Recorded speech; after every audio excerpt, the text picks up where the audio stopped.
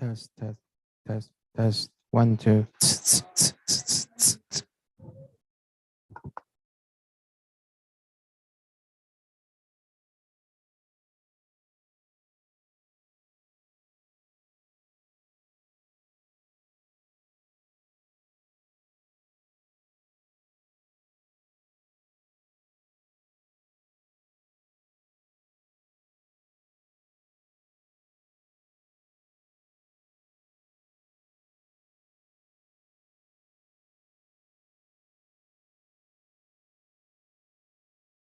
Test, test.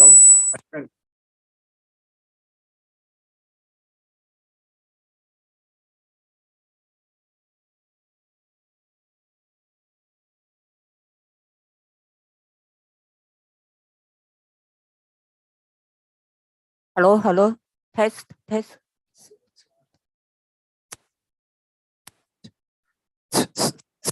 1, 2.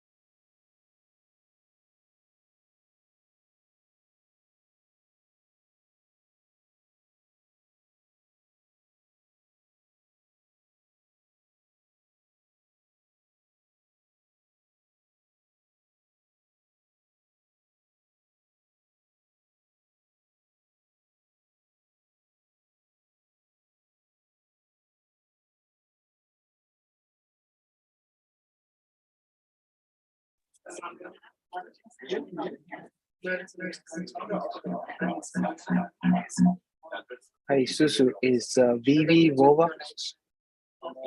Oh, you already added me. Hi, Vova, I will add you to be a co-host and add you to the interpretation ASAP.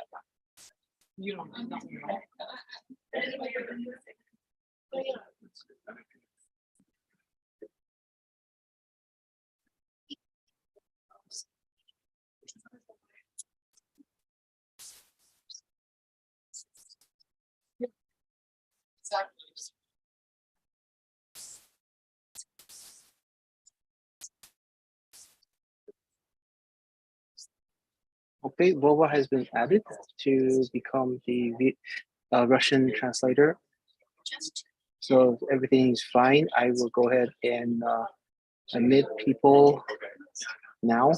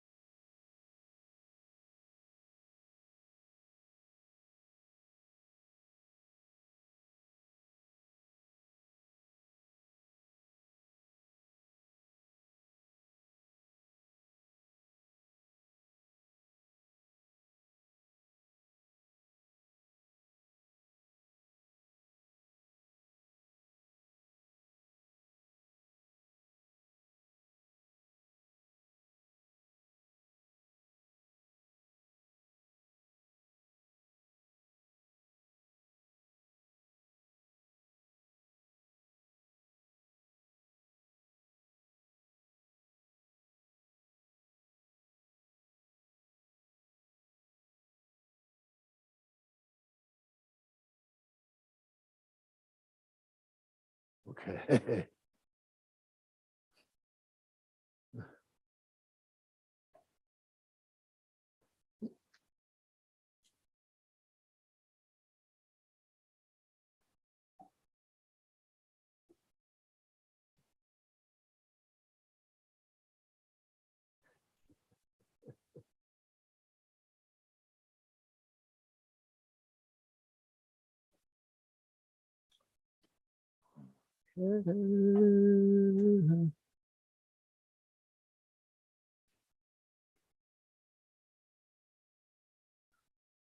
Now open your prayer booklet, page 4. Refuge prayer. Until awakening, I take refuge. No. This is page 4.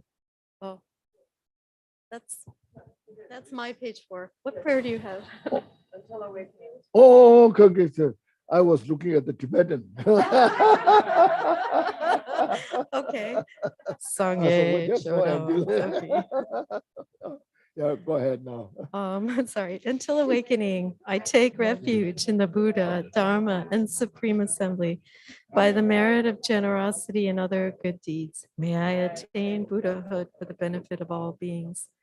Until awakening, I take refuge in the Buddha, Dharma, and Supreme Assembly. By the merit of generosity and other good deeds, may I attain Buddhahood for the benefit of all beings. Sangye Chodan Soki Chognam La Chanju Bardu Dakni Japsuchi Daki Jinso Jipe Sonam Ki Jola Pencher Sangye Drupar Sho. May all mother sentient beings, boundless as space, have happiness and the causes of happiness. May they be free from suffering and the causes of suffering. May they not be separated from the happiness that is free from sorrow.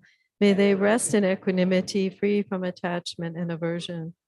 May all mother sentient beings, limitless as space, have happiness and the causes of happiness. May they be free from suffering and the causes of suffering. May they not be separated from the happiness that is free from sorrow. May they rest in equanimity, free from attachment and aversion.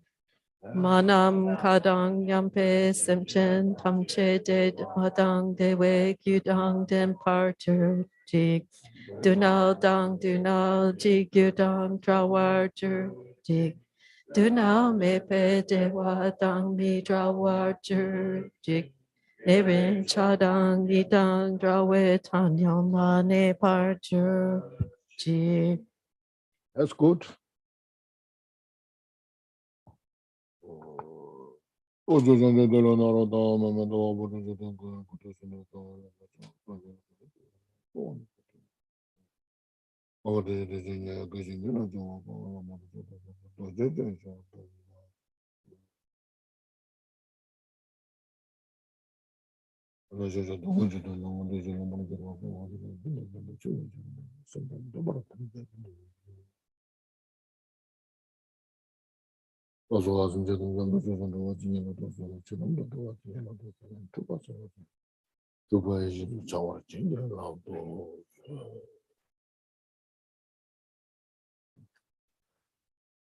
afternoon, everybody.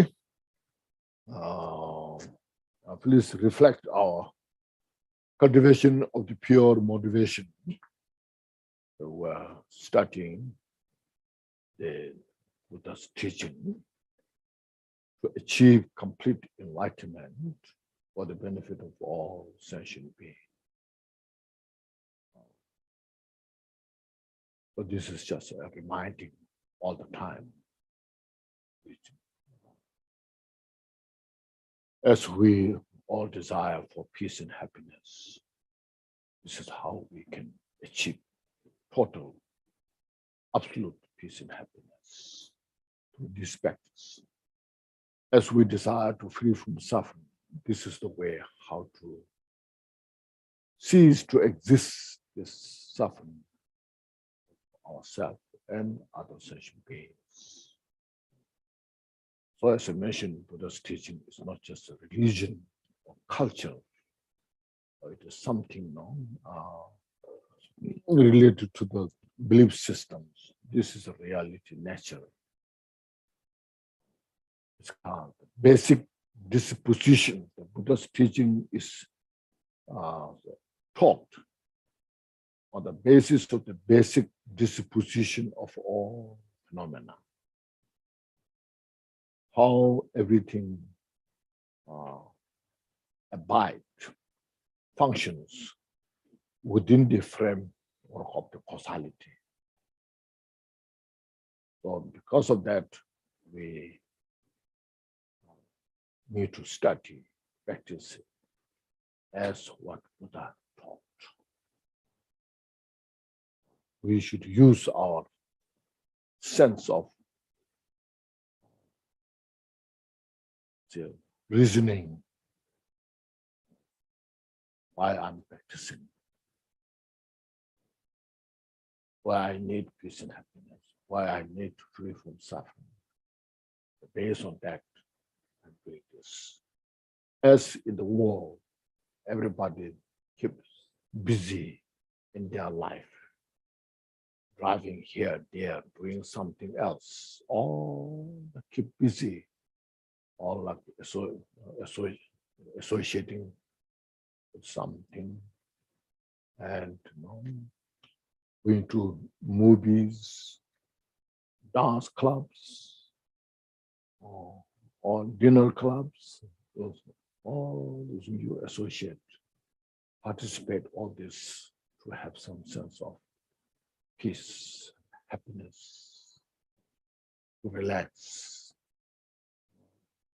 Sometimes we waste the time to do something, just passing your time. Sometimes your day is so long, you want to pass the day, the time, something, watching some movies, all these things. It's all based on the how to have some peace, some serenities.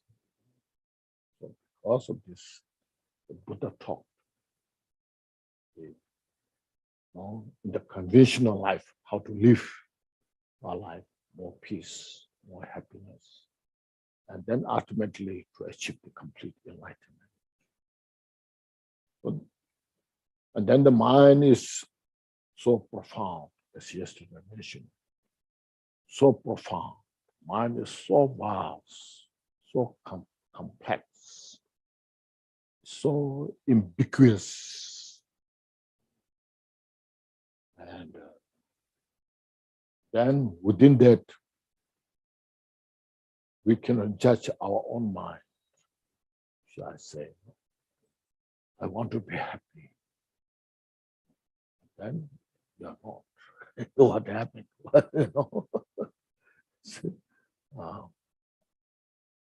I want to relax my mind. And sometimes doesn't, Oh. I want to be a very kind person.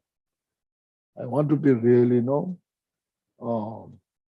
do things right. And sometimes that doesn't happen. It's difficult to judge our own mind, see our own mind, what it will do in the next. That's what about the mind. That to comprehend that complicity of the mind totally with the top all those teachings. Therefore, we have to pay attention on this. There's no negotiation. We have to go forward. But then we have a lot of distractions here and there. Doesn't allow us to to pay attention, to follow that. So today, tomorrow, we are paying attention a little bit about this Heart Sutra, the teachings that Buddha taught. And it is, here said, by the power of the Buddha, by the blessings of the Buddha. Then the Shariputra asked the question, and our Lord Teshwara answers all the question and talking about all the Heart Sutra. So he said, because the power of the Buddha, by the blessing of the Buddha, this teaching is considered as the Buddha's teaching. Through the Buddha's blessing, and all of the Deshwara got all this ability to express. We should see this that way. Buddha's teaching is so precious, cannot be replaced by anything. It's not just a religion, it's the reality nature. Since everybody, as mentioned, keep busy, so we need to pay attention to these teachings. Sometimes we take Dharma as a hobby, hobby. So if I have a spare time, then I will read, get some understanding. We don't pay attention full. No. If I have nothing to do, then maybe I read some Dharma books. And maybe so I'm so depressed, maybe I need some meditation. Just to relieve little suffering that we are facing. Not to relieve from samsara. Not we try to get free from the samsara. Instead, sometimes we use Dharma for this life's enjoyment. How to make this life more happy, we use Dharma. Sometimes we use Dharma to become famous. So that will not help us to free from samsara. I'm sure you know the 8 worldly concerns. Have you heard of those? 8 worldly concerns. You see, 8 worldly concerns is samsara. Interest of the samsara. Everybody, Dharma practitioner, non-Dharma practitioner, anywhere you go, all over the world, doesn't matter what they believe. Everyone's interest is the 8 worldly. 8 worldly concerns.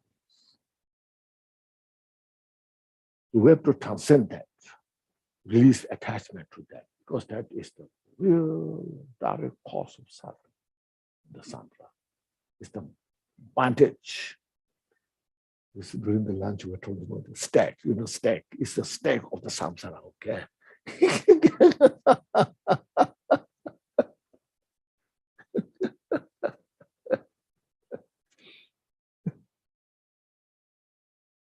So these things are very important point. I'm just trying to share these things, it's individual's interest. What I can say, Now, I read some part of this morning, as what our Lord, what Shariputra asked the question, and then what our Lord Teshwara answered. And then, yes, this form is emptiness, and emptiness is the form.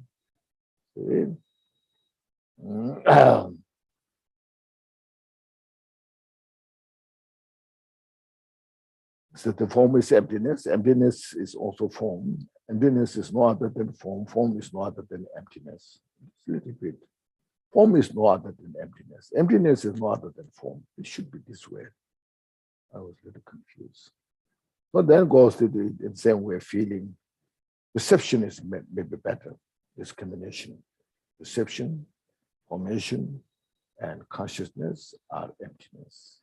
Thus, Shariputra, all phenomena are emptiness. So emptiness, as I mentioned this morning, is not just a negating. We negate, make everything empty. In our mind, just everything's, nothing exists. We make empty. It's a kind of negation. So this is not that case. Emptiness is the mode of abiding, basic disposition of the phenomena or the abide. Within emptiness, everything functions. Everything that what functions, their nature is emptiness. So there's no separation on that. So it takes time. You see, my teacher told me, form is emptiness is easy to understand. You analyze, you investigate. You see, yes, the form is now, I understand it's emptiness. It's just harder to understand. Emptiness is the form. Look at this, how emptiness is the form. And there's no separation. So this takes our energy, your dedication, need to reflect on this. You need to practice on this. This intellectually is not enough. Not enough. Intellectually, you maybe get some idea, but doesn't benefit so much. See? It doesn't help us to release our illusions. Doesn't help us to release our confusion. So all our purpose, as mentioned, Dharma is to reduce all the mental afflictions, step by step. See, then finally to uproot all the delusions. So emptiness is the final cause to uproot all the delusions. But to get to that point, we have to go, as mentioned, understand our degree. Like kindergarten, the child, the baby, the growing baby, first they send to kindergarten. Say, understand about these things, kindergarten. Then they go to preschool. Then they go to elementary school,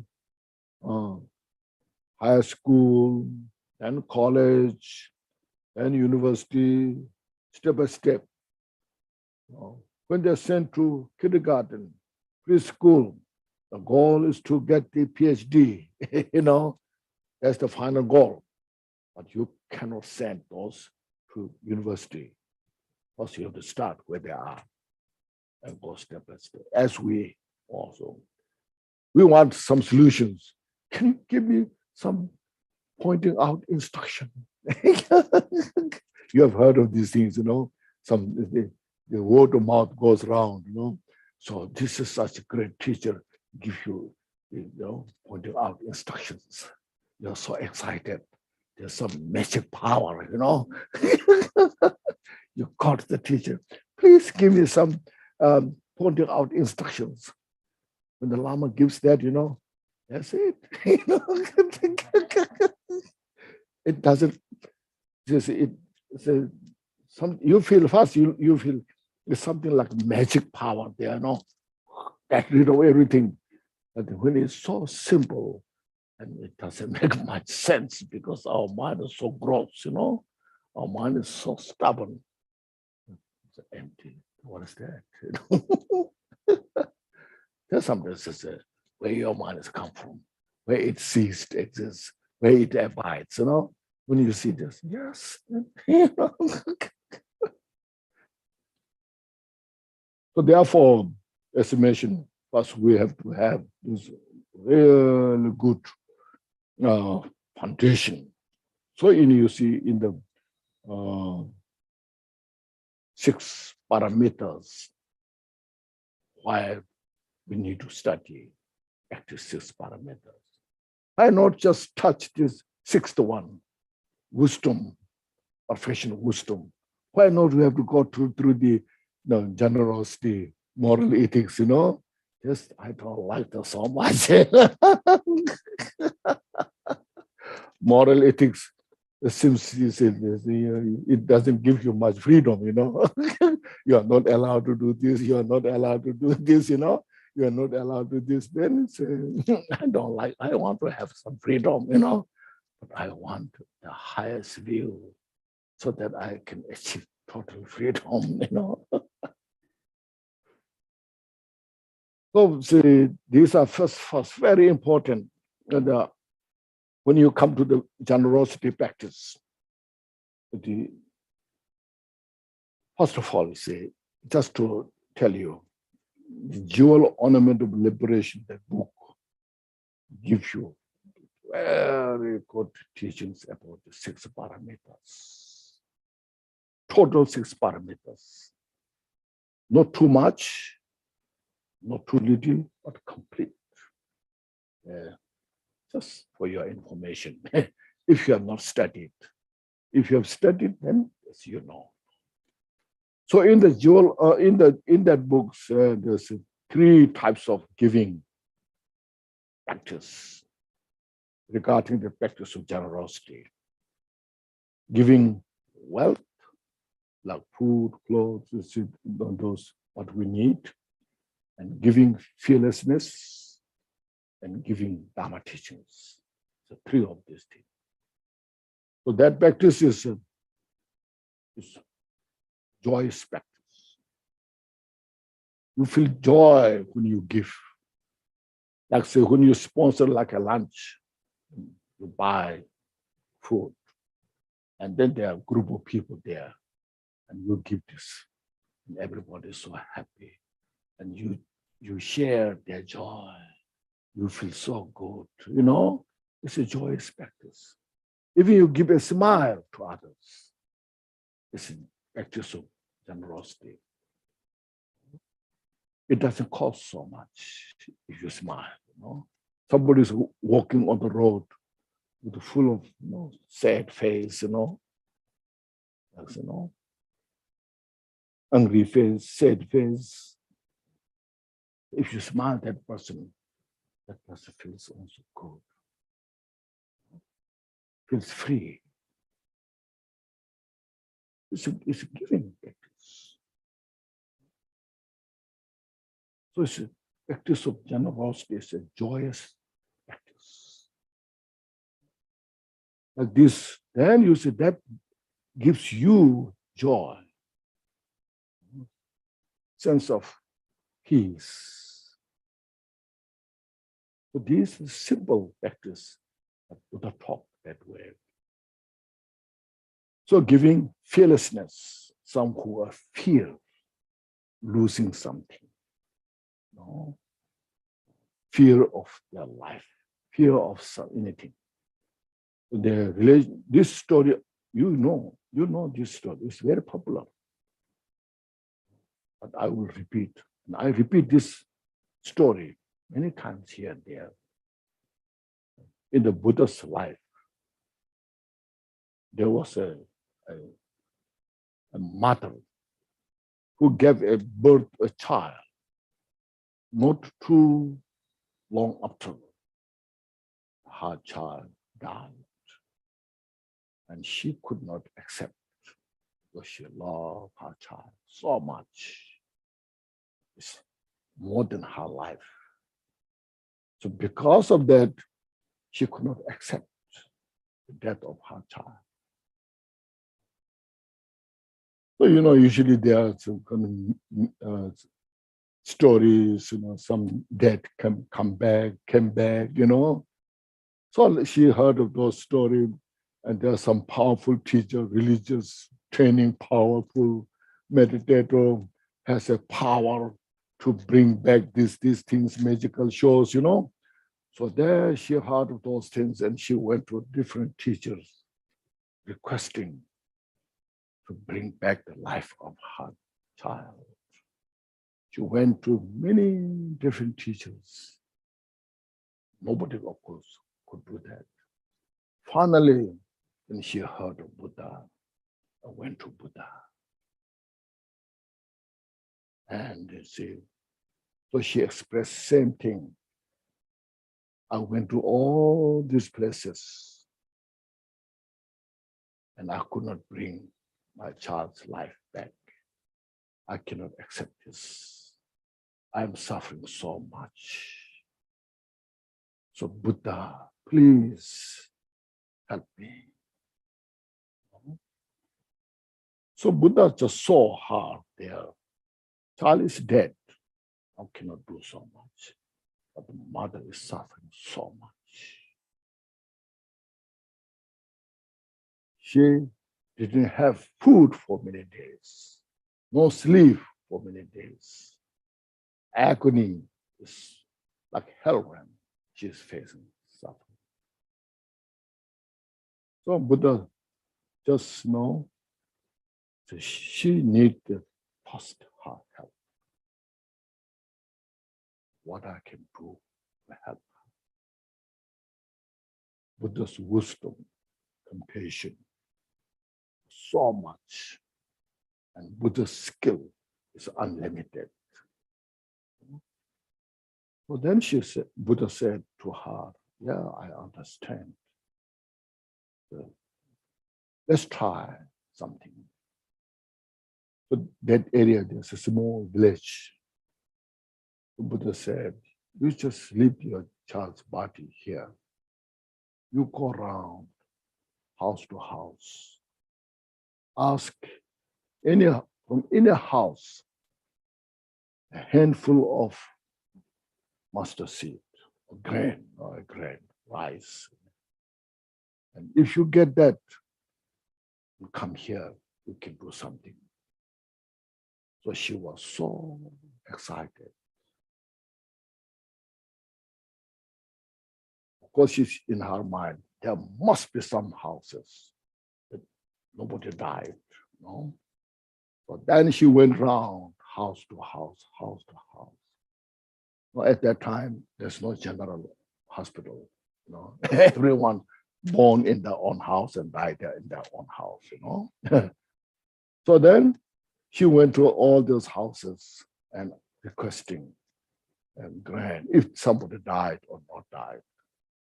If she heard if somebody's not died, then she will request the grant, you know. And all the houses that she went, because she heard story. Some died old, some died young, some died as a child. But she couldn't find any house there's nobody died. And when she asked those questions, then all those people, they express how they miss their family members who passed away, who died.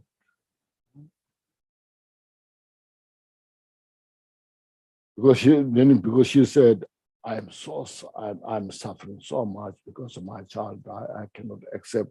So today I met Buddha. So Buddha told me to this. So can you give me a grain of, you know, a handful of grain? So if in your house nobody died, everyone express their suffering, missing their family members. So she couldn't find any house because nobody died. So at the end, she felt lighter so much, you know. It's not only me. Everyone died. So I have that's what you're saying. I should accept this.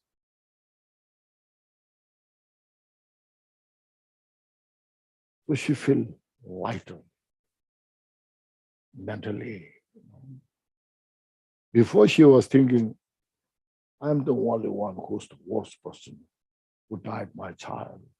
Everyone is so happy, you know, looks so happy, healthy, you know.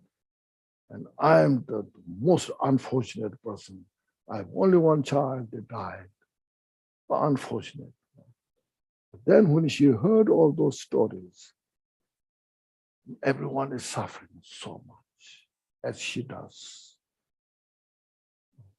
And she went to Buddha. I couldn't find anyone. In a house, the Buddha died. Then Buddha said, you see,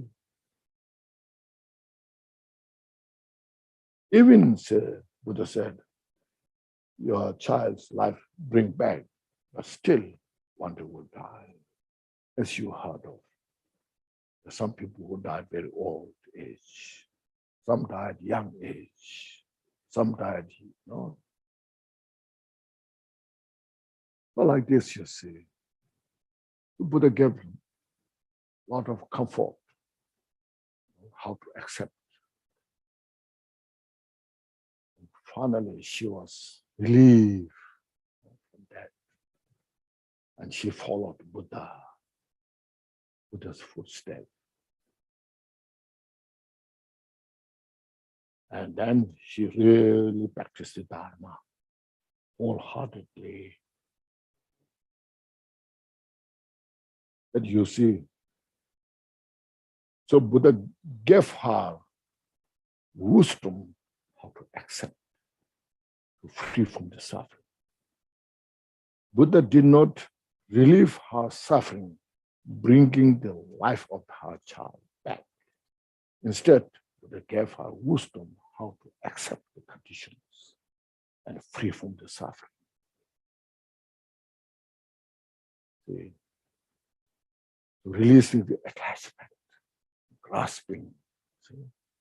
So that's what we have to do, our practice, you see. These are such a very precious moment. This how Buddha gave fearlessness and gave her Buddha's wisdom, Dharma teachings to free from the suffering. So that's the very purpose of our practice Dharma. We in the samsara, we cannot expect samsara will be perfect place. Today, if you solved all the problems, so now I'm free from this problem, and next is waiting there. And next is waiting there. This is like a ripple of the waves, the ocean. Well, we're in the samsara. So what we have to practice is to free from the ocean of the samsara. So the ripple of the suffering is no longer to manifest. That's the Dharma practice that what we are. And it's the mind, as mentioned, it's the mind. Just see, just before she met Buddha, she was suffering terribly. Can't eat, can't get sleep, full of pain, confusion, no, feeling of lost. So as soon as when she met Buddha and expressed her agony, suffering, and Buddha gave all the wisdom to free her from all the suffering.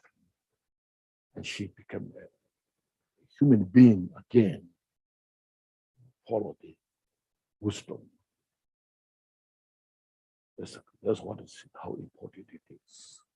This way, no, you release the cause of suffering. You see how the mind, as mentioned, no? How the mind is playing. Before she met Buddha, that same mind, how it is called, one face, on one hand, two faces. I think last time I gave the talk here with the Zoom, last year or year before. There's beautiful teaching by Lord Victor Sungun. I get from that, you know.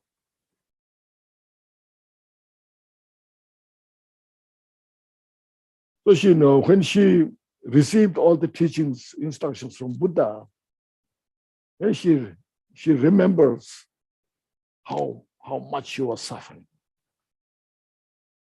And as soon as when she received the Buddha's instruction, and then she got all the key for how to relieve from that pain. That's what's called wisdom. Different stages of the wisdom that we need It's in our own mind, we have that. So Buddha cannot give the wisdom, yeah, you take it. But the Buddha can give the instruction. So I will give you the instruction. You have to follow for your liberation, you see. If there's a way Buddha give this instruction, Buddha give the blessings without effort, then even even she asked the instruction Buddha could have given to her. No, but that's not the case. We have to follow our own interest, make effort, devotion to Buddha. So that's what the devotion is about. You see, devotion is not just what's called blind devotion, devotion with the wisdom, with the kind of conviction. This is one story. I like those stories. Yeah. You get good understanding from these stories. So there's so to understand this wisdom, the perfection of the emptiness of wisdom, we have to understand all this step by step. So finally, you have to realize, because the emptiness itself is inexpressible. Have you heard of inexpressible? Inexpressible. Cannot express. So this is this, You've heard of this, a lot of examples. Like you are taking sugar cane. You are chewing sugar cane. So sweet. That somebody did not have that experience, what sugar cane tastes like, And the individual comes in the public and describes about the sugar cane. This sugar cane tastes this. And everyone looks very, anxious what tastes like. So then the person explains, father, still you're wondering, looks like it's very good taste, but we don't know. After all the expression, still the audience, they have no idea what taste it is, because they have not experienced that before. Finally, that teacher or the person gives every individual a piece of sugar cane. So then they taste on the tongue. Oh, this is what it's like, sugar, taste of the sugar cane. So now you ask, what is like? It's sweet. What is sweet? Can you tell me? It's sweet. It's inexpressible. It's just an example. So you have to make the effort yourself with all the conditions. We need really good teacher, without title. We need a good teacher who have that experience or that qualities. Then the practitioners should have a real good interest. This mission, unflinching, unflinching confidence. With these conditions, an individual can experience that. That's why we have to understand about the samsara, as mentioned many times.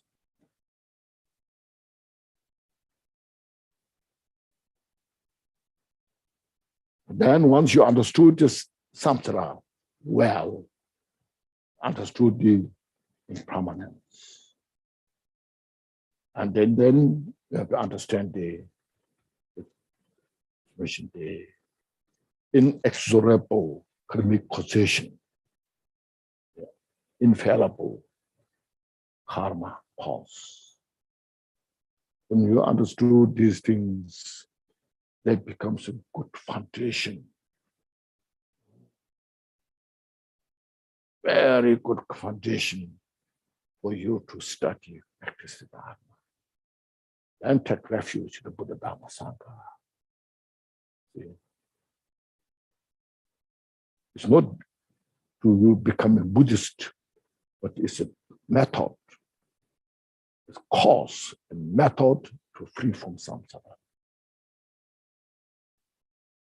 The refuge is very, it's understandable. When you're very hungry, we take refuge in the lunch, See? When you go to high school, college, teacher will teach you all these things. You are taking refuge in the teacher. It's not just a Buddhist, It's the reality nature.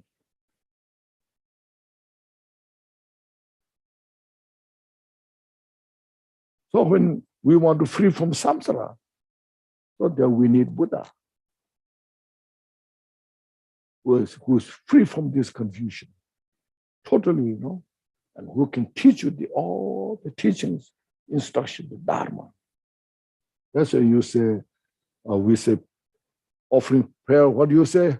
Gamba, Lame, Sangye, Rinpoche, you say that? What does that mean? Can you translate that to me? No. Gamba, Lame, Sangye, Rinpoche means Gamba, Lame. What does that mean? Gamba, Lame, Sangye, Rinpoche.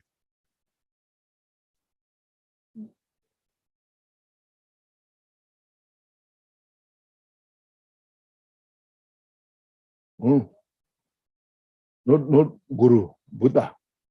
Gamba Lame, unsurpassable teacher. They know Gamba Lame. Gamba Lame means the unsurpassable teacher. Sangye, the precious Buddha. So Buddha is the precious teacher who is the unsurpassable teacher. There's no greater teacher than Buddha, because it's Buddha, enlightened. Buddha teach you all knowledge, both samsara and nirvana. See, then Kyopa Lamed, Namjo Rinpoche, what he said now. Kyopa Lamed, unsurpassable protector, the precious Dharma. So Dharma is the protector, you see. Not the Buddha is the protector. Okay. You have to understand that, no? Dharma is the protector. It's unsurpassable protector of the precious Dharma. That now, having said that, how Dharma protects us? We have to study, as mentioned, hearing, contemplation, meditation practice, the three. First you hear the teachings, what Buddha said. You understand what Buddha taught. Then contemplate on that, means you make sure you understood, you see. It's not just blindly, Buddha said so, now you believe, it's not that. You have to understand.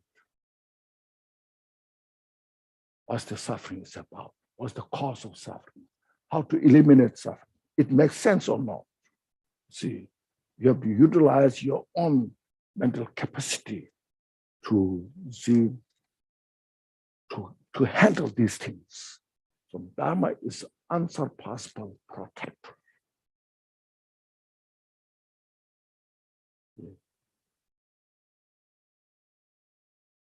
So Dharma, the two, scripture and realization. First you study all the scriptures, all the sutras that Buddha taught, as much as you can.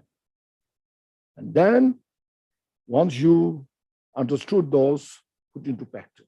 you experience meaning, like say loving kindness. Just for example, loving kindness. Everybody has some loving kindness. Not only human being, even the animals. Look at the bird. How the bird hatches the egg out of her love. Even small insect who knows nothing, she takes care of her offspring out of love. Even it's so stupid, that individual has loving kindness. Because of that, it survives. No? So from there, we expand loving kindness. That's like our capital. No? That kind of a simple type of loving kindness that we have is the capital. From there, we expand to all the sentient beings. So that's the protector the Buddha taught. When you have that kind of loving kindness to all the sentient beings, then as here is mentioned here, as this morning I mentioned, you see,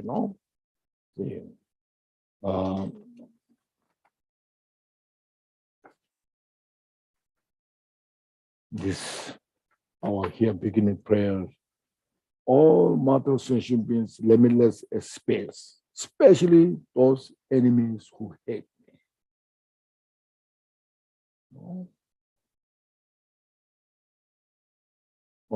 Obstacles who harm, and those who create obstacles, my path to liberation, omniscience. May they experience happiness, you see. So we extend that loving kindness to all. How you can really develop loving kindness to an enemy who create all the obstacles, who make you miserable? How I can love to that person? Directly looks impossible. Who hate me, who destroys my life, how I can love that person? Then there's a greater, see. As you want peace and happiness, that individual also wants peace and happiness. Who hates you also wants peace and happiness. Now you see, when you could develop that kind of some sense of loving kindness, not very sincerely, but still artificially, there's a great relief in your heart. You feel your heart is lighter. More peace is there. So you get the benefit in the first place. That we don't know if he or she gets or not. When you say that prayer, we need that object for our practice. And we get the benefits first place. Then we can transcend all these things. That's what's called Dharma is to protect. Make sense? That's what we need this.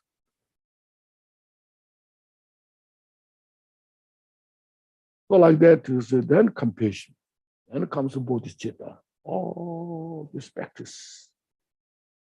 It's a practice of generosity. So precious.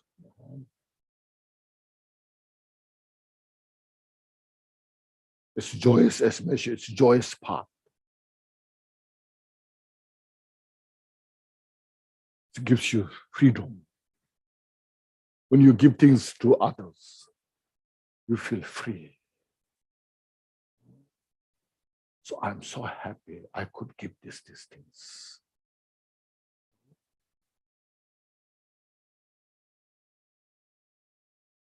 In a group, say you just give some kind of smile and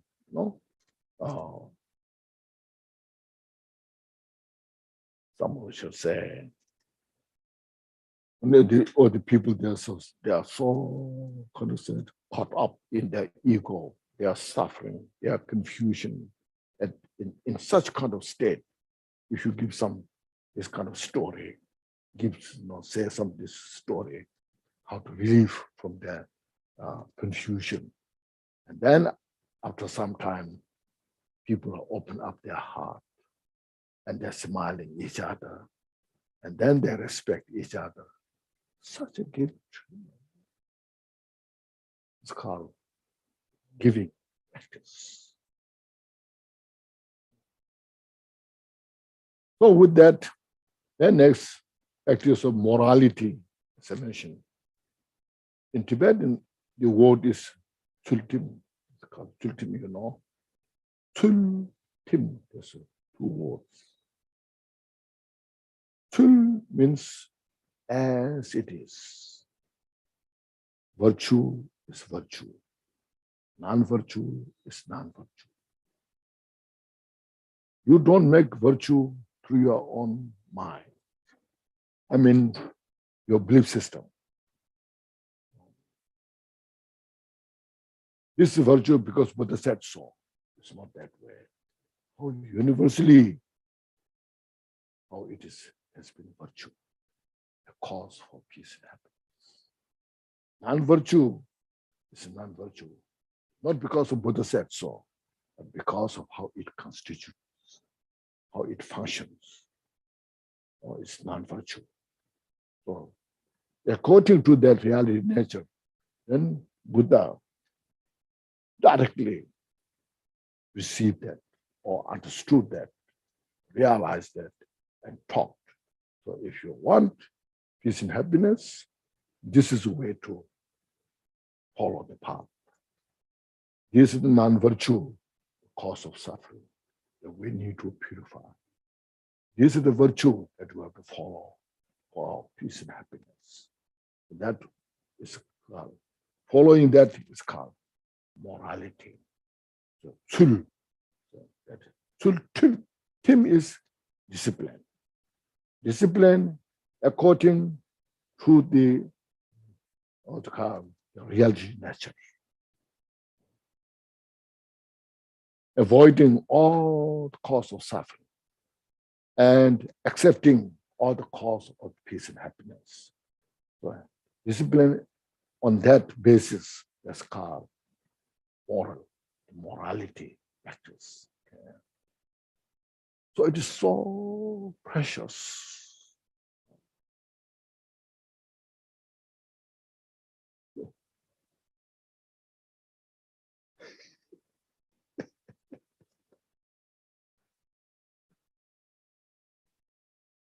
Now disappear? Okay. You taking care of blessing, you know. Yeah, it's coming to receive Dharma teachings. So don't push away. You know. No, let's sit here, you know, and let's receive the Dharma teachings.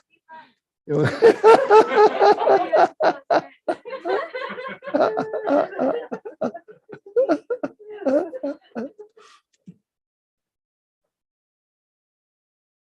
So that's what we call morality. Okay. And they are all steps.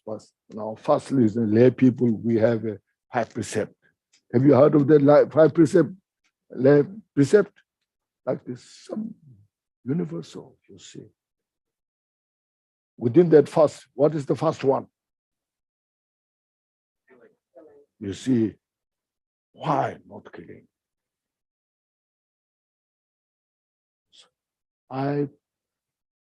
For me, my life is very important. I cherish my life. To protect my life, I sacrifice love. See, within our life, the life is most precious. You do all these things to protect your life, isn't it? You work hard day and night, you collect the money, you make your place so beautiful, comfortable for your life. So if somebody comes to crash my life, how I will feel.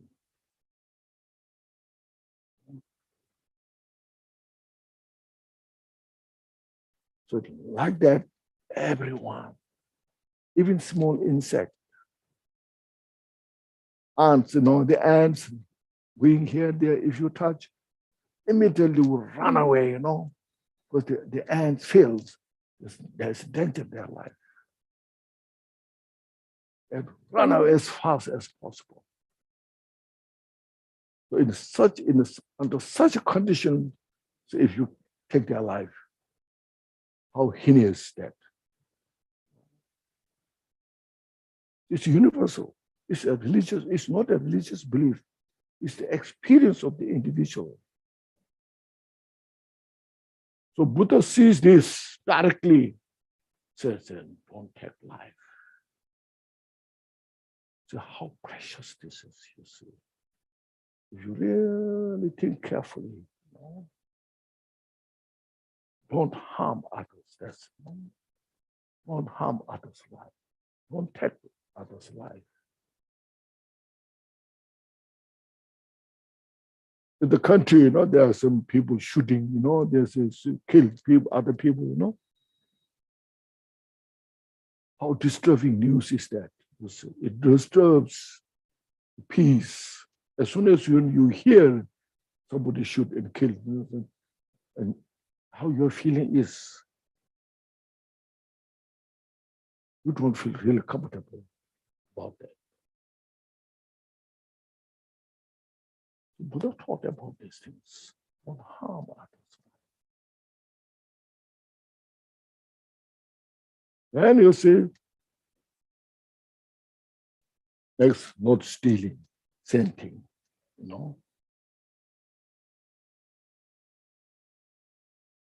All the rest, you can understand this. It's how to bring peace in our life.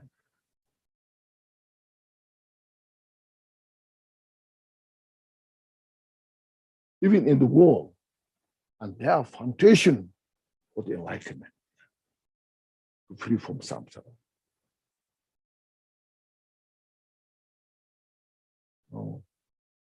Well, we disavow of these practices. And still, if we think, I want to achieve enlightenment, how that could be possible. So these practices, you want to hear a story about this? You have heard of this before. It's very popular.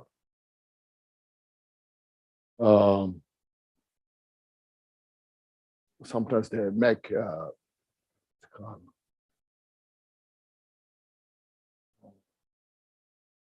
pictures, drawing pictures about these things.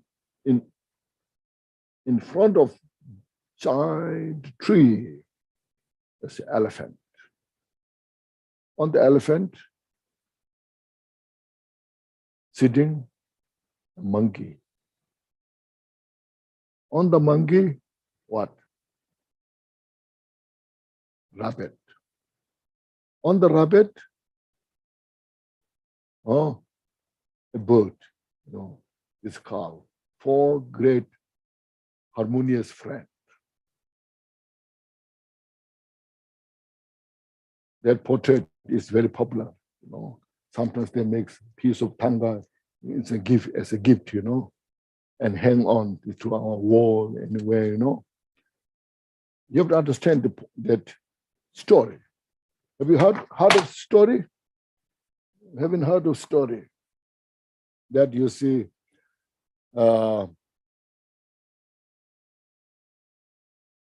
it actually happened, the story. Long time ago. In India, you have Varanasi, there's a place called Varanasi. Near Varanasi, there's a place called Kashi.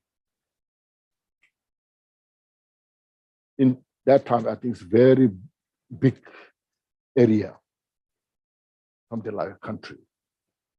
And there was a king, and the king ruled the people there at that time. Then they have giant big forest. In the forest, and one side there was a spring water. So these 4 animals, they come to there to drink the water. The elephant, the monkey, the rabbit, and the bird.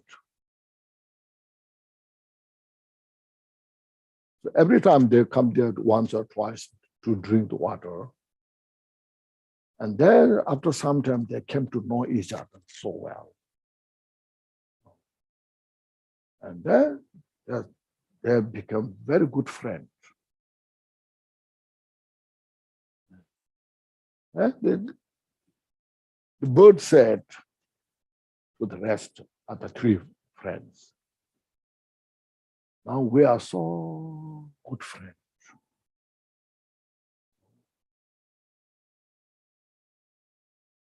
We just know it's such a wonderful peace.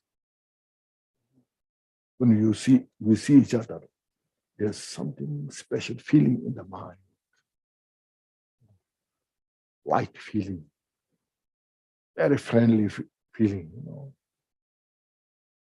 So now, see, if we know who's older and who's younger, then we can respect more.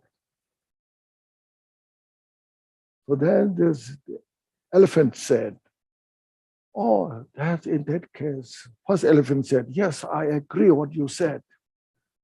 I feel also very ease when you see.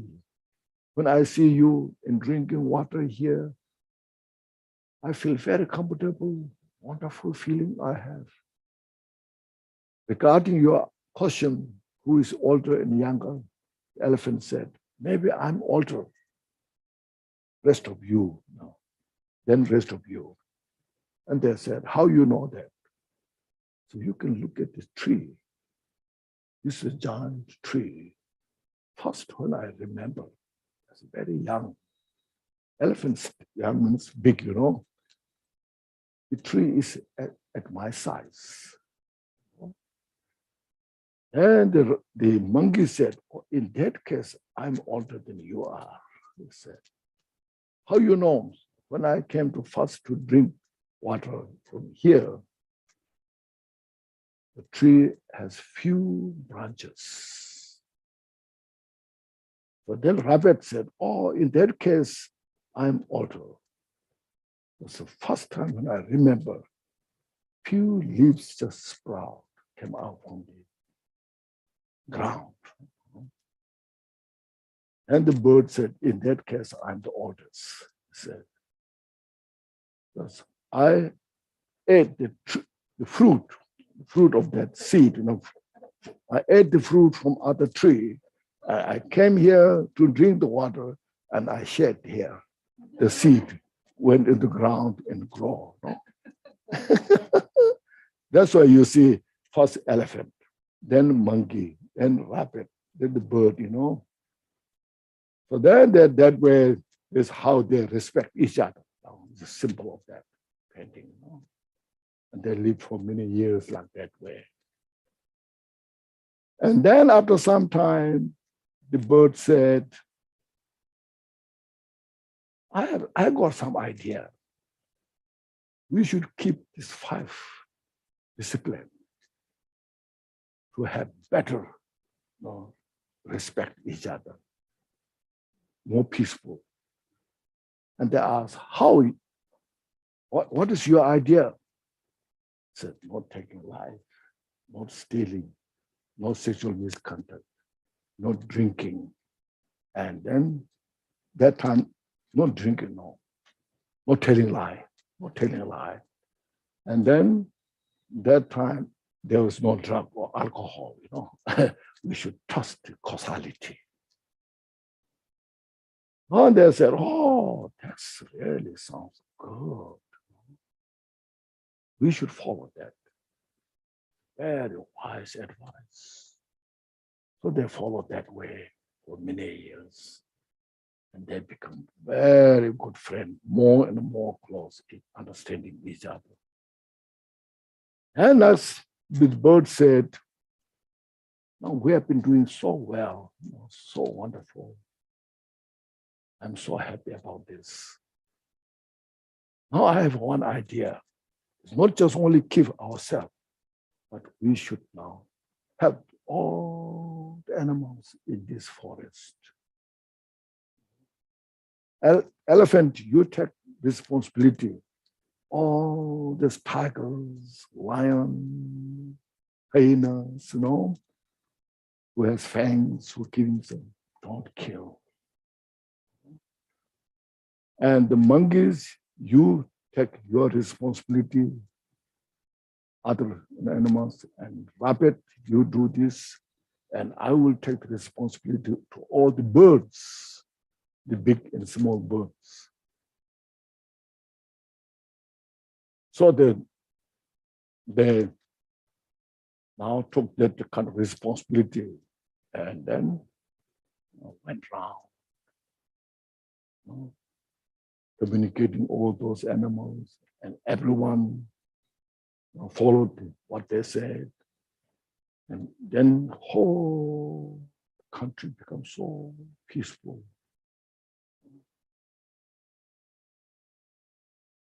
So because of this, then the weather was good. Rain falls in time. No sickness, no pandemic, Yeah. And the crops harvest in time. No floods, no fires. The world becomes so wonderful.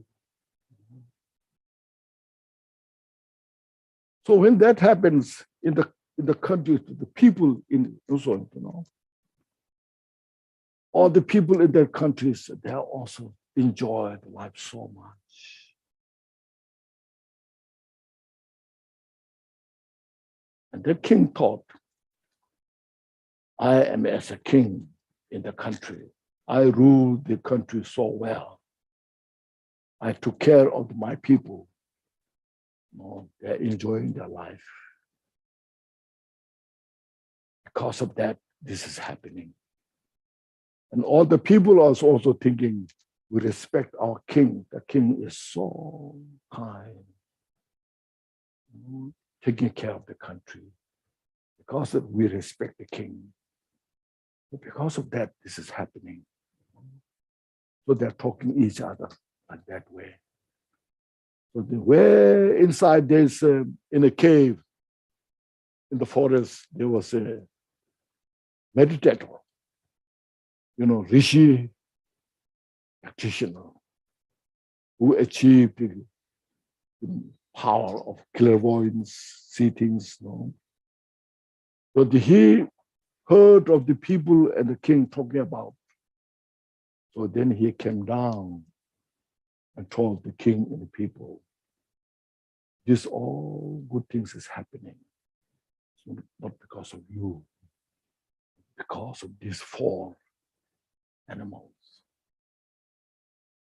And they were so excited what they did, what they are doing, Can you tell us about this?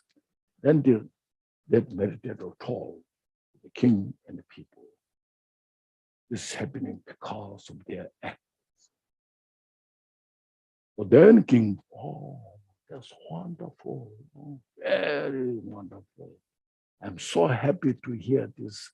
The king said, thank you so much, this information. So then he told all his public people take that 5%. And then country become better and better, more peaceful. You see. So this kind of this should say information or the teachings need to go around in the country. This, you see, the 5 precepts, not against of any belief, Buddhist, Christian, in Hindus, Muslims, Jew, or non-believers. You know, you see, it's a basic, fundamental. Everybody can accept, follow. Peace. That's what we call world peace. More than anything. Otherwise, sometimes you have heard of for world peace, what you're doing here as a Buddhist. Have you heard of for world peace, what we should do? Oh, oh, meditate. Of course, meditation, but places, different places, what they're doing. Let's chant Om Mani Padme Hum 100 million for world peace. Have you heard of that? Let's chant Amitabha for world peace, 100 million. It's good. I admire, I respect that. But these 5 precepts is more effective than that. Because sometimes you see, I can see who organize that program. The organizers, they fight each other. Before the world peace, There's no peace in the organization, you see. So how you can expect, you see? It's reality, I'm not criticizing, but it's reality, nature. It's good to express that way,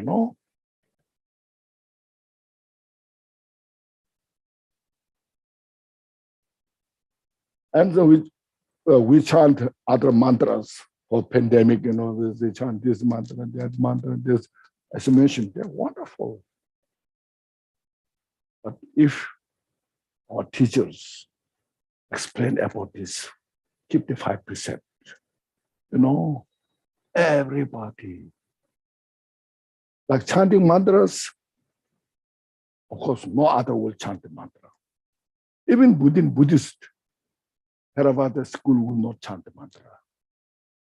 Mahayana, I don't know so much. Only Vajrayana practitioners. And how many Vajrayana practitioners? Only few, How much you can expect the effect. But if we practice this way, everybody will admire. Everybody can accept.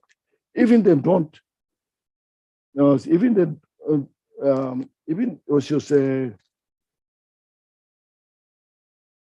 they don't practice, still they will admire. So this is one thing. So there's morality. That's why morality practice is important. See, where Buddha taught, it's not a religious training.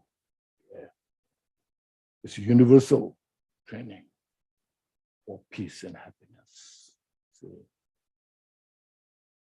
And when you come to the loving kindness practice, another this good story. Now it's also in the Jataka. In the Jataka, Jataka, the Buddha's life story, in that mentioned. There was called King Bala.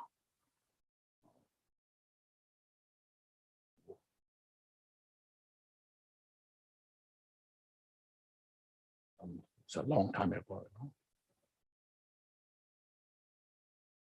And during that king, in that country, and this pandemic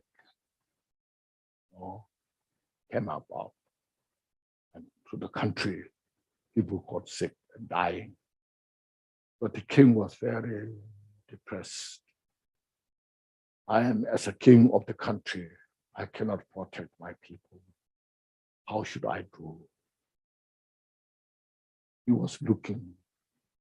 But then one day he got idea, understanding, practice of loving kindness. So then he brought together all the ministers in his kingdom. And he told all the ministers, he taught about the practice of loving kindness. Everybody should practice loving kindness. He talked to all the ministers. Then he asked all the ministers, go to the country, everywhere, the people there, and teach this and practice, not just teach, meditate in the morning, in the afternoon, in the evening, So when King talked that, and then ministers went round, and then they practiced people, everybody, all the people in the country, said the king ordered this, that everybody should practice this.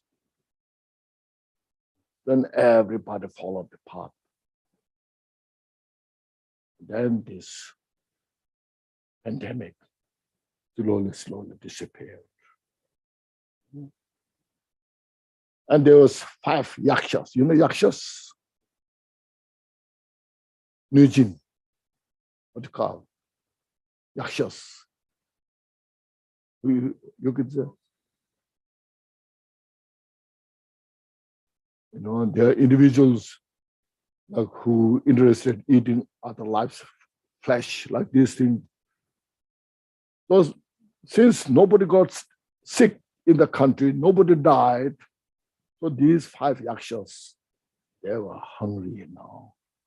Nobody's dying, So they are desperate. And they came to the king. So we are the yakshas. We haven't had food for a long time. We're hungry. We're also sentient beings. Can you give us some food? We're hungry. And the king asked one minister to come. Yes. No, give them what they want. They are so hungry. So then the minister took them and they prepared the food. There's no meat. Yasha said, we don't eat this. We eat meat. So the minister went to king, told about that. And the king was thinking, what should I do? I can't kill others while protecting others. What should I do? It's now dilemma. I'm facing this dilemma. What should I do? As a great king, Dharma practitioner, highly realized, and finally said, I have to sacrifice. I cannot cherish myself. So he cut piece from his flesh, gave to those yakshas. King asked, drink the blood, giving the flesh, And these 5 yakshas were so impressed. You are real Dharma king. You are really helping sentient beings. It's not just mouth. You're practicing it. Now, through this hard practice, give flesh is not easy, You have done something which is most difficult that other people can do. So through this practice, one day you will attain Buddhahood, no doubt. So please give us that time. Please accept us to free from this suffering that we're having. Then the king said, yes. The king said, because of you, I got this excellent opportunity to practice Dharma. yes, no doubt, one day I will become Buddha. And you are the direct cause to purify my cherishing, the ego, self-cherishing, to get rid of that. So you are the direct cause. And to repay is your action. When I become Buddha, may I give you the first ambrosia, the ambrosia Dharma teachings to you. They said these 5 yakshas are the 5 disciples of the Buddha. They are the 5 disciples of the Buddha. They are the rebirth of these 5 yakshas. So you see, these are the real practice that we should understand. Let all know about this loving kindness. Everybody will appreciate, you see. There's loving kindness of the sentient beings, loving kindness of the Dharma, and then non-referential loving kindness. There are many degrees of loving kindness, not just one. Practice these things every day in our life. It's the healing of the mind. It heals the body. It heals oneself. It heals our family. It heals all the, in that group associated.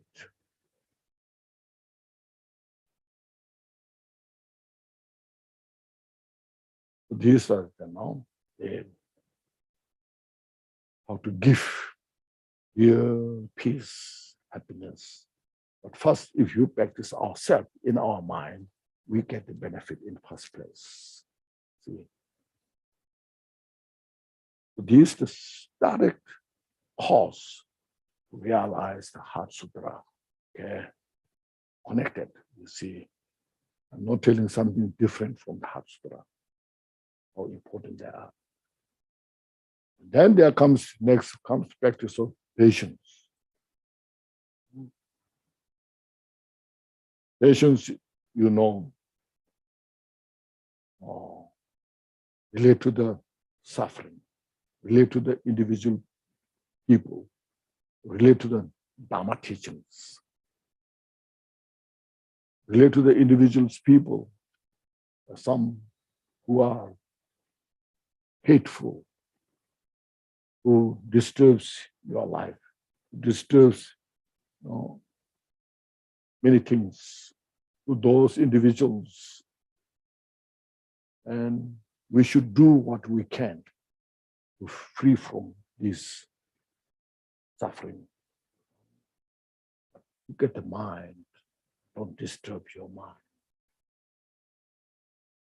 Don't get upset with your mind. Keep the mind relaxed. In that, regarding to that, there's a beautiful quotation in the 400 stanza. 400 stanza by Aryadeva? You know who's Aryadeva? Aryadeva was a disciple of Nagarjuna. He wrote the famous book called 400 stanza, Shikapa, Oma Shikapa. In that, there's one quotation.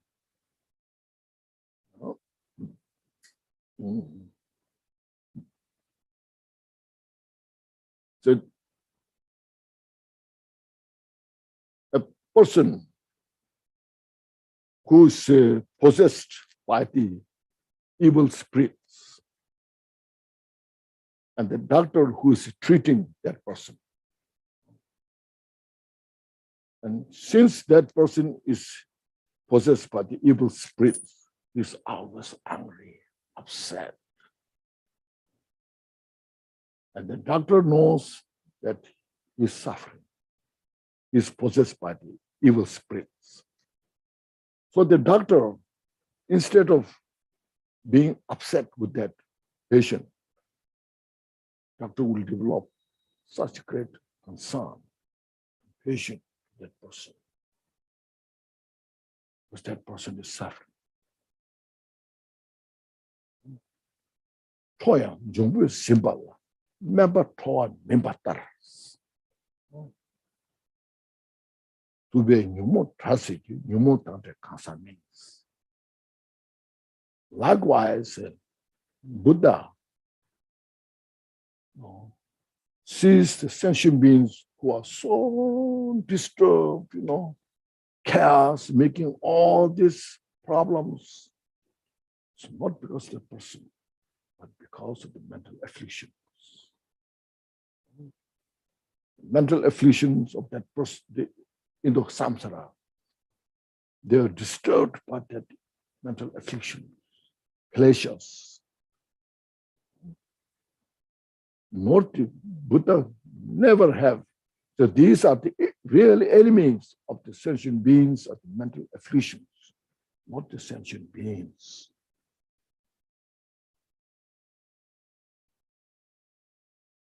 So seeing that, as in the prayer we said, all the mother sentient beings, especially those enemies, so not those individuals who was called enemy, they become they become enemy. They are suffering so much. Their anger, their resentment, their malicious thought, they are suffering. So look at that, then we practice compassion for those. We try our best to purify their mind, like that. So that's what's mentioned, our study of the Dharma, practice of Dharma. Our total focus is to purify all the mental afflictions of our mind and others. This way, then not allow to manifest these our negative thoughts. Purify this way, step by step, out of loving kindness, out of compassion, out of bodhicitta, and possibly understanding of the emptiness.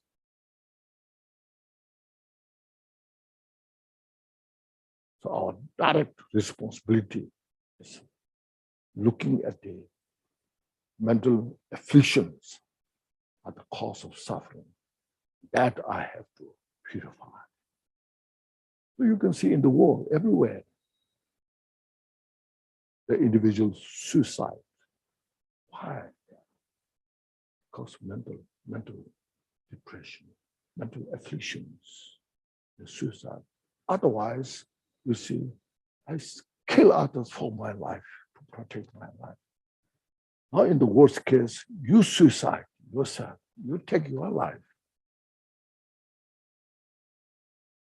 So this is because of our confusion, mental afflictions, suffering that we go through.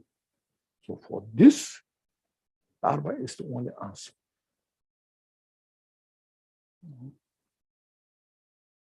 In the country, you see, they are now using a lot of drugs. Because they're so desperate to get relief from their mental suffering. They use drugs, alcohol, and how much suffering is there. Eventually, their whole life is ruined. So Dharma is to, you see how valuable the Dharma is, how precious the Dharma is.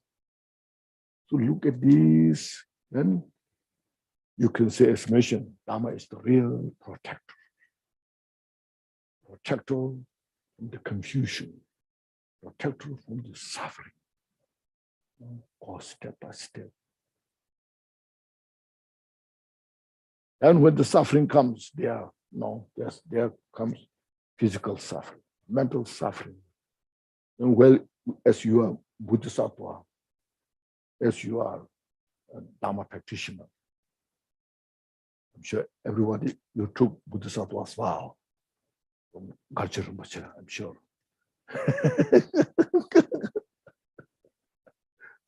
You all are Bodhisattva,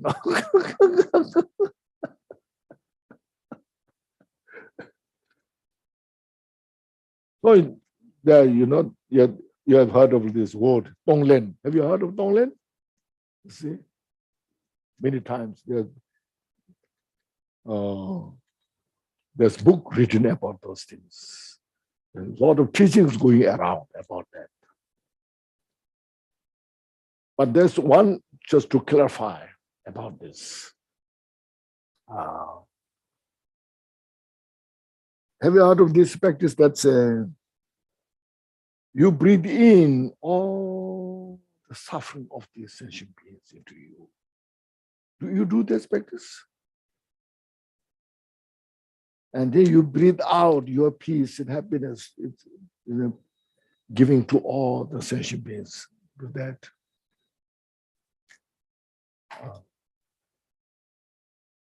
He said, Lord Gyaltsen said, of course, it is unmistaken path. But individuals who are at how much you are advanced, so you have to look at about that. I also met some practitioners about those. They said, I do a lot of Tonglen practice. After some time, I'm so depressed, they said. You're breathing in all the suffering into you, then they say, you're depressed now.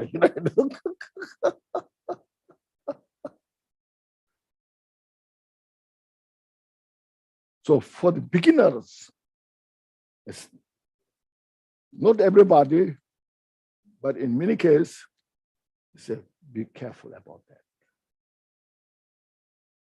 Okay. What you can do is, we have enough suffering,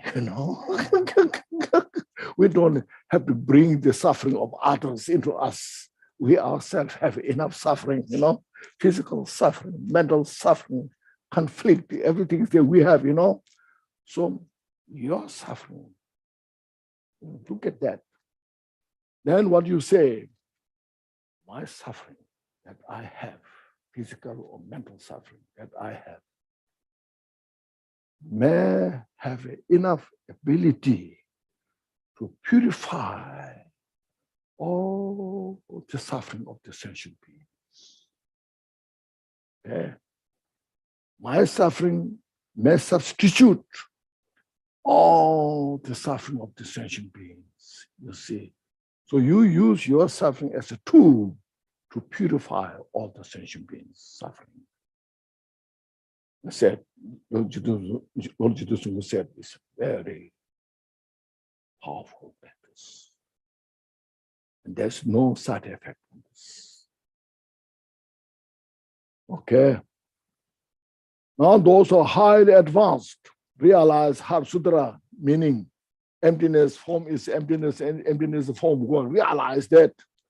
And they can do that. For them, well established. Nothing obstacle can shake them. Instead, it becomes a part of their practice. Like, when the forest is burned, big fire comes, then everything consumes by the fire. If you throw water, then it becomes more kind of fire stronger, So like that, the very highly accomplished master, Buddhist practitioner, Bodhisattvas, they can do that. All the suffering of sentient beings, you just breathe in. And then that nature is nothing but empty. Because you realize emptiness. And now we have duality state. Our mind is a dualistic state. We suffer. I am suffering. not duality, not non-duality, We're in the duality state. So this is others. And the suffering is this. This is who I am. Now I'm breathing in the suffering. Now I take in and you'll suffer, So there can have side effect. Yeah. So that's how related to that. Then any obstacles we face, these obstacles we should see. this obstacle that I'm facing may substitute all the obstacles of the sentient beings. May everyone free from these kind of obstacles. May they attain enlightenment, Buddhahood. You know, practice. So that kind of practice this, you know, in the practice of patience. Okay. Yes, I'm giving those some tips that you know. The same as breathing in the suffering of sentient beings. Instead, the breathing in means purify their suffering by substituting our own suffering. So make sure that you understood that. Practice this. So on this some practice of the patience. Patience is sometimes the word patience is I feel really kind of patience is like wasting your energy. Be patient. You know? I would like to use endure,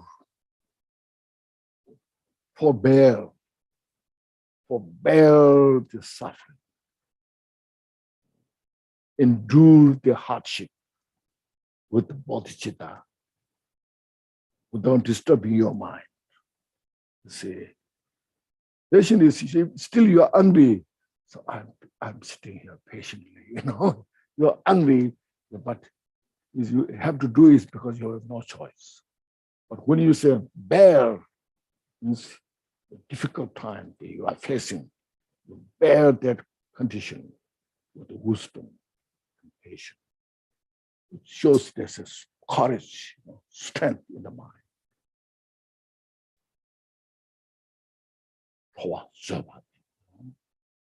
And then next comes this, you see,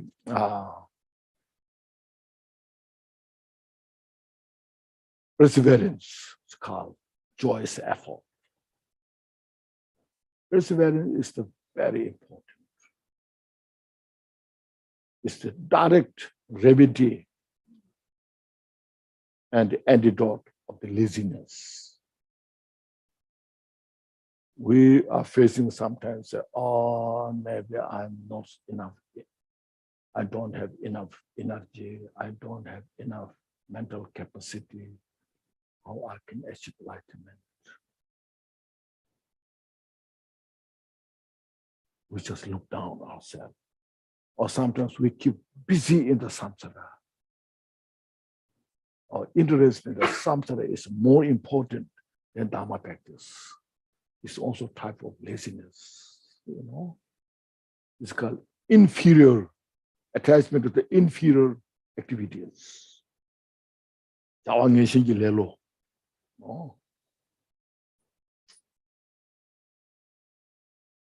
So when these things happens in the mind, then we have to have the joyous effort, Dharma study, practice. Have you studied the Bodhisattva Avatara? You did? One at home. You listen to the teaching or read books? Both. That's wonderful. You know? It's so wonderful. In the samsara, in that book mentioned, in the samsara, this suffering of change, temporary happiness, even people are not satisfied with that. How you can satisfy the teachings of the Buddha to free from entire samsara, who gives you excellent opportunity, you know, how you can be satisfied.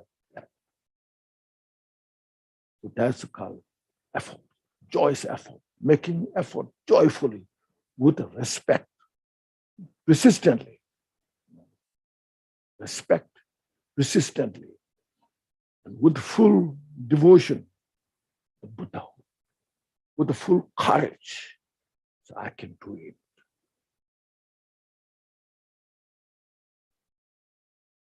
Because in that book also mentioned, like fly, mosquitoes. We have mosquitoes in Seattle, maybe a lot.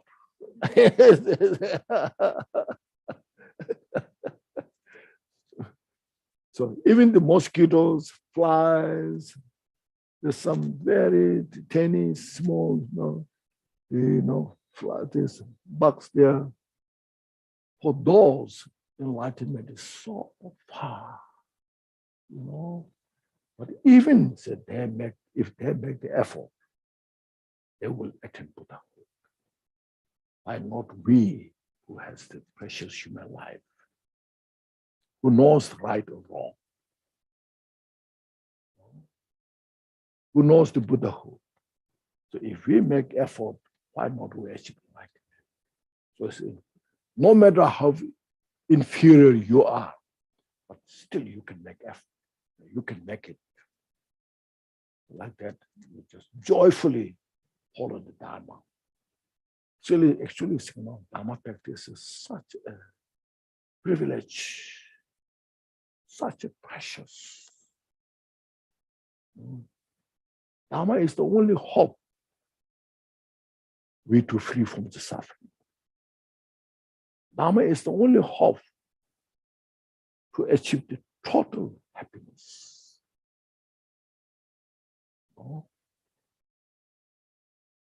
So we are so fortunate to have this in our life, to follow the Dharma. If you chant one mantra, chant mantra joyfully, with the full devotion. I'm so fortunate. I have this. I must have done something good. Now I should do better. This is called joyous effort. Follow this the way. Then, as mentioned, the fifth is samadhi. Samadhi, meditative concentration, equipoise. It's okay. So no, it's okay. I like sunshine.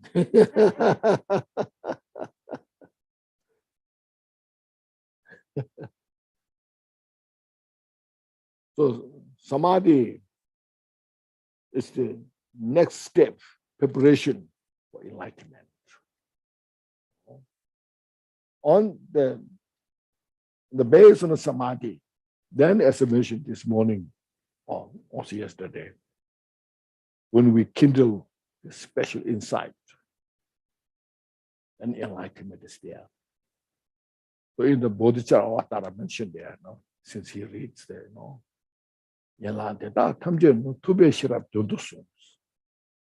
all these branches is Buddha taught for the wisdom awareness.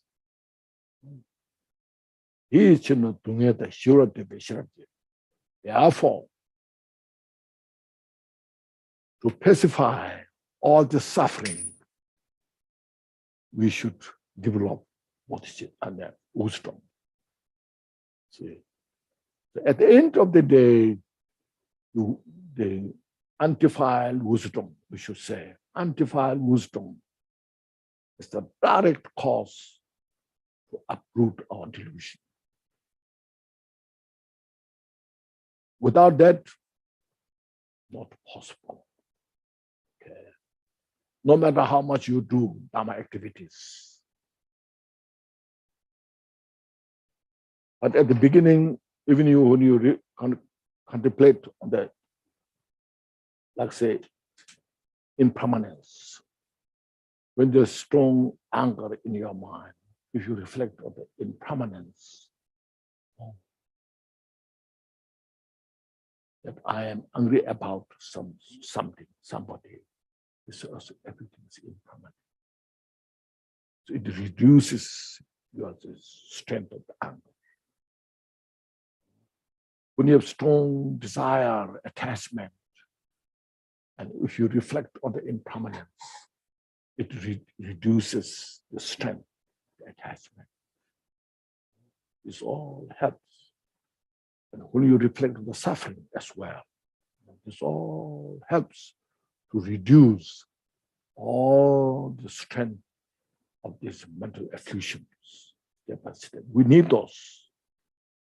If you read the Jewel Ornament of Liberation, chapter 16, about the Samadhi, Kabupa describes so beautifully. To achieve the Samadhi is the distraction. How to first see the distraction? What's the definition of the distraction? What's the cause of the distraction? How to reduce these all things? Step by step mention. Not too much, but very concise, precise there. Read about this now, chapter 16. Then chapter 17 is the wisdom. That's the heart story, like wisdom. And how to reflect on these things. So therefore, why I'm mentioning this today is because you see, to really internalize the wisdom awareness, we need these conditions. Otherwise, if I throw emptiness, this emptiness, that emptiness, it sounds good. But we have no foundation. We have no teeth to chew wisdom. We need a good teeth to chew this wisdom. These, what I mentioned, are crucial as a factor. Everything's interdependent, interconnected.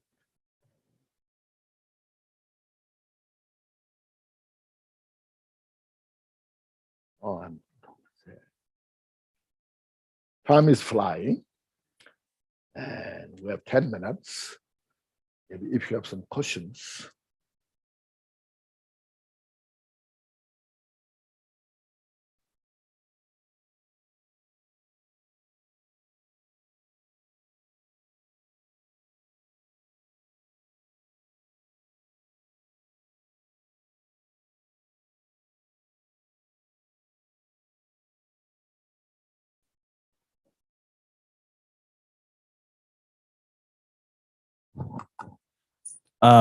You talked about the inexpressible nature of emptiness. Yes. And there's many philosophies that try to conceptualize emptiness. Yes. Law. So you have like Zhentong, Prasangika, Yes. and many, many more.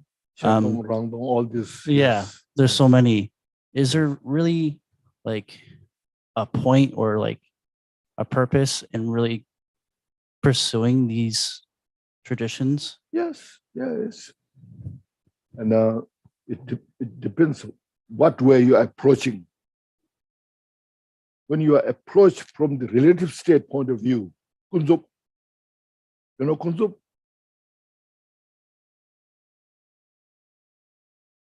Say some vritti, Sanskrit is called, some vrittiyas.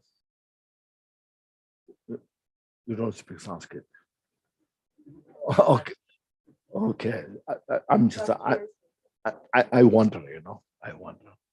Anyways, it's just a conventional state, in relative state.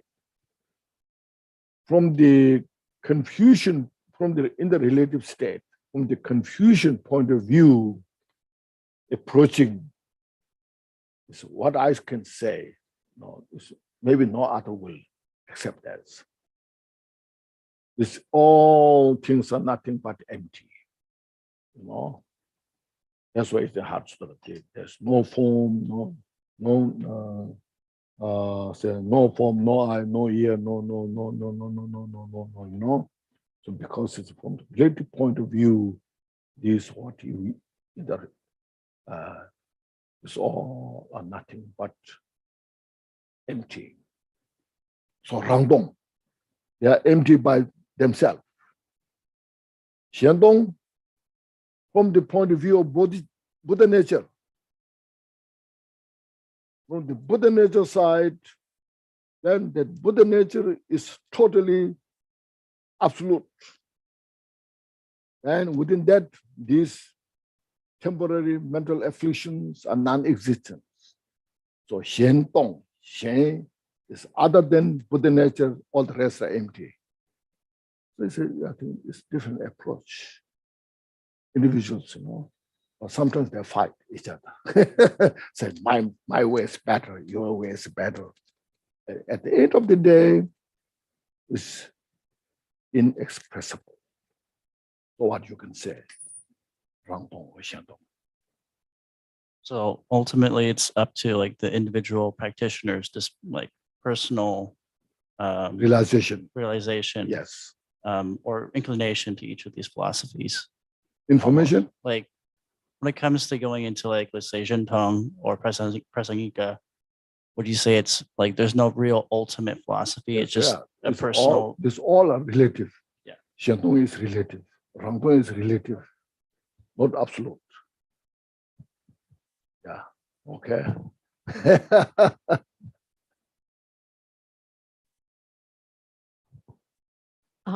Is there an idea that Buddha nature is empty? Oh, Is Buddha nature empty? yes, empty. Empty of the all the obscuration. From within that emptiness manifests all the excellent qualities, as this morning I mentioned. The 4 fearlessness, 10 strength. You reflect on the 10 strengths of the Buddha. These are Buddha's qualities. Who can deny? Who can deny Buddha knows everything? Buddha taught all those Dharma teachings. How he taught? Because of the wisdom, But this all manifests from within emptiness. Do you read this? The 7 protectors Tara by Jitun Sungmu Song? Read that carefully. Okay. 마자와 매번 주인 유주죠. 한번 더 마셔. 지심적 거는 대가마 따지고 거는 잡도서. 마자와 매번 the unborn, mother who is unborn nature within in the Dharma sphere. She abides that state. She abides with not something physically abide. Her all the omniscient mind is within that state, inseparable of the emptiness and all the manifestation. And that state is the total fearlessness. That's why may say, protect me from all the fear. Yeah. We should inspire this and then follow.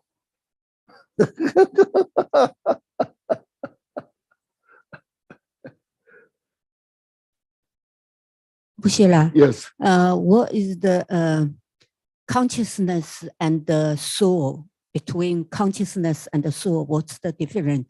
Soul. Soul. I don't think there's a soul. Soul. Soul is like a self. Sometimes they use divine soul.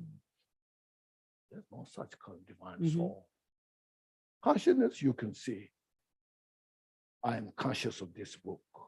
I can see it, And I don't like all these activities there. So that is, we cannot deny.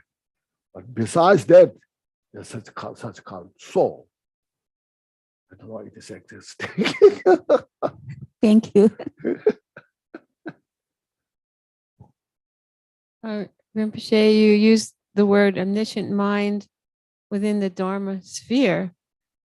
Dharma sphere, yes. Sphere. Sphere. Yes. Yes. Sphere means all pervading. Okay, so that answered my previous. I've had a question. Yes. So we talk about being unborn, no last birth, not being born again. Yes. But when we die, maybe we'll go to Dewa Chen or Zangdakpuri and work towards enlightenment. Yes, yes. Or if we took the Bodhisattva vow, we come back. Yes. So many beings are on this earth are already enlightened in human form. Some, I'm sure. Some, yes. We don't know. We don't know. Yes. But so when we think about no more birth, yes. So we have what you said, the omniscience sphere, omniscient mind in the Dharma sphere. Yes. That answered my question of Oh, where is the physical, there's no more physical place. No, it's non-duality. Okay. You Okay. cannot say there's no physical, but there is physical. It's hard for an unenlightened mind to comprehend. Yeah, it's difficult to comprehend by the unenlightened mind. Yes, I agree Yes. that. Okay. I also having hard time that, Thank you. Yeah.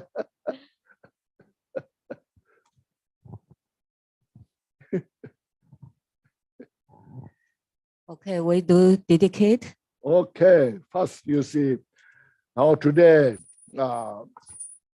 we just roughly went these teachings. Now I'm just touching surface of these teachings, some basic according to my understanding. I cannot touch the depth of this order. It's such a profound, but just to have some understanding, and those who are here, and those who are watching in the Zoom, anywhere, you see, Dharma is always so precious. I repeat that, and we should say, rejoice our opportunity that what we have in this 21st century, and Dharma is going everywhere. And those who are interested in Dharma, everyone has a responsibility to promote Dharma, not like one person or two person. Everyone, the teachers, the practitioners, seeing how much benefit you are getting, and you contribute to society by practicing yourself. And Dharma need to be prolonged in the world. In the Shanti, there was in the 10th chapter mentioned, as long as this space remains, and as long as the sentient beings endure in the samsara, may I remain and dispel their suffering. So that's our bodhicitta practice. Even you may go to Dewajan or there, here, there's no other place to go. We have to remain in the samsara. Okay? Maybe sometimes you may take rest a little bit, vacation, if you find special place. But otherwise, we have to be in the samsara. There's in the Uttara Tantra mission,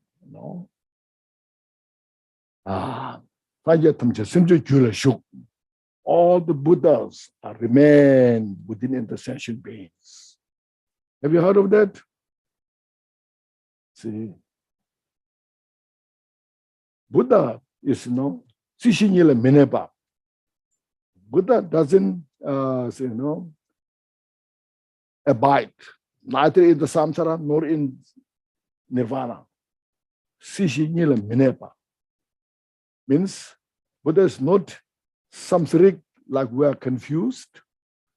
Buddha is not in the nirvana, just resting, free from the samsara, free from the nirvana, but with us all the time. Okay? So we have to have like that kind of understanding. So meditate, practice Dharma sincerely, and you can make the difference. Even one individual can make difference in the world. Okay, so now please take a deep breath. Inhale fully and exhale all our stress.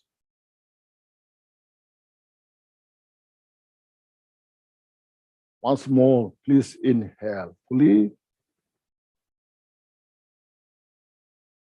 Make the mind like the space nature and exhale. And once more, please inhale fully.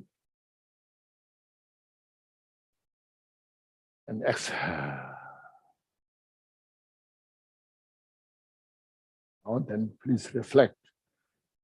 This morning, especially this afternoon, what we went through. Before you forget, sometimes all the teachings you receive, then you leave on the cushion and you go. So don't leave teachings in the cushion, take with you. So to do that, reflect. On today, he talked about this. And if these things make sense, now say, I will cherish it or cherish them. And if it doesn't make sense, let go. Don't attach to it. No? There's Carl, they're saying, don't rely on person, but rely on Dharma. There are 4 reliances, you know. The first one is relying on the Dharma, not the person. It's very important. Buddha said that. You know? So look at that. Take the Dharma, precious. See that. Real protector. Thank you. And with that, we say the dedication prayer.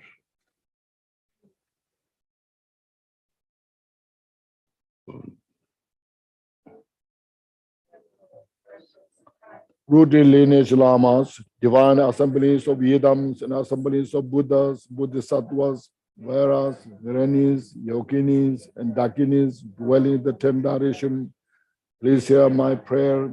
May all the virtues collected in 3 times by myself and all in samsara and nirvana and the innate root of virtue not result in 8 worldly concerns, the 4 causes of samsara, or ripen as the state of the Sharavakra and the Patika Buddha. May all Mother Station beings, especially those who enemies who had been and obstacle misled and the orders of demons, experience happiness, be separate from suffering, and swiftly attain unsurpassed, complete, perfect, precious Buddhahood. By the power of this vast root of virtue, may I benefit all beings through my body, speech, and mind. May the afflictions of desire, hatred, ignorance, arrogance, and jealousy not arise in my mind. May the concern about fame, reputation, wealth, and honor in this life not arise for even a moment. May my mind still be moistened by loving kindness, compassion, and bodhicitta. And through that, may I become a spiritual master with good qualities equal to the infinity of space. May I gain the supreme attainment of Mahamudra in this very life. At the time of death, may the sufferings of suffering life eternal not arise. May I not die with the negative thoughts. May I not die confused with wrong views. May I not experience an untimely death. May I die joyfully and happily in the great luminosity of the mind as such, and pervading clarity of Dharma. May I, in any case, gain the supreme attainment of Mahamudra at the time of death or in the path. Thank you so much. Thank you, Rinpoche, teaching for us. The teaching is wonderful, very profound. And we thanks all the translator for us. We'll see you all tomorrow. Tomorrow, 1 hour difference, don't forget. So we start here, Seattle time is the morning 10, but Arizona time is like the 11. So it's different, 1 hour different. Thank you all joining us.